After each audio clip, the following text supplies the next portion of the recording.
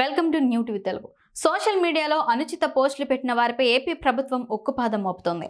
ఇప్పటికే చాలా మందిని అరెస్ట్ చేశారు పోలీసులు. తాజాగా దర్శకుడు ఆర్జీవీకి నోటీసులు ఇచ్చారు. సోషల్ మీడియాలో అనుచిత పోస్టులు పెట్టారని రామ్ గోపాల్ వర్మపై మద్దిపాడు పోలీస్ స్టేషన్లో కేసు నమోదైంది.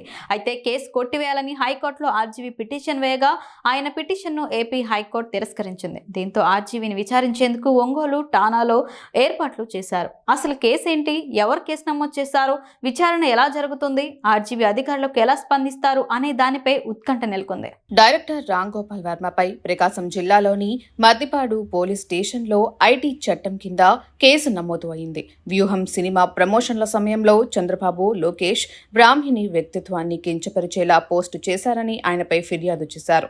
మద్దిపాడు మండలం తెలుగుదేశం పార్టీ ప్రధాన కార్యదర్శి రామలింగం ఆర్జీవీపై ఫిర్యాదు చేశారు. మరోవైపు గుంటూరు జిల్లా తుళ్లూరు పోలీసులు కూడా రామ్ గోపాల్ వర్మపై కేసు నమోదు చేశారు. చంద్రబాబు, పవన్ కళ్యాణ్, లోకేష్ పై అనుచిత పోస్టులు పెట్టారని టీడీపీ రైతు విభాగం నాయకుడు నూతలపాటి రామారావు పోలీసులను ఫిర్యాదు చేశారు. వర్మపై చర్యలు తీసుకోవాలని పోలీసులను కోరారు. దీంతో తుళ్లూరు పోలీసులు కూడా ఆర్జీవీపై కేసు నమోదు చేశారు. ఈ కేసుల నేపథ్యంలో ఆర్జీవీ హైకోర్టు మెట్లెక్కారు. తనపై ప్రకాశం జిల్లా మద్దిపాడు పోలీసులు నమోదు చేసిన కేసును కొట్టివేయాలని హైకోర్టులో పిటిషన్ దాఖలు చేశారు. దీనిపై విచారణ సందర్భంగా ఉన్నత న్యాయస్థానం కీలక వ్యాఖ్యలు చేసింది. పిటిషనర్ను అరెస్ట్ చేసే అవకాశం ఉందని, అరెస్టు నుంచి రక్షణ కల్పించాలని వర్మ తరపు న్యాయవాది వాదనలు వినిపించారు. అయితే అరెస్టు విషయంలో భయం ఉంటే బెయిల్ పిటిషన్ దాఖలు చేసుకోవాలని హైకోర్టు స్పష్టం చేసింది. దీంతో మంగళవారం విచారణ హాజరు కావాలని పోలీసులు నోటీసులు ఇచ్చారని, హాజరు అయ్యేందుకు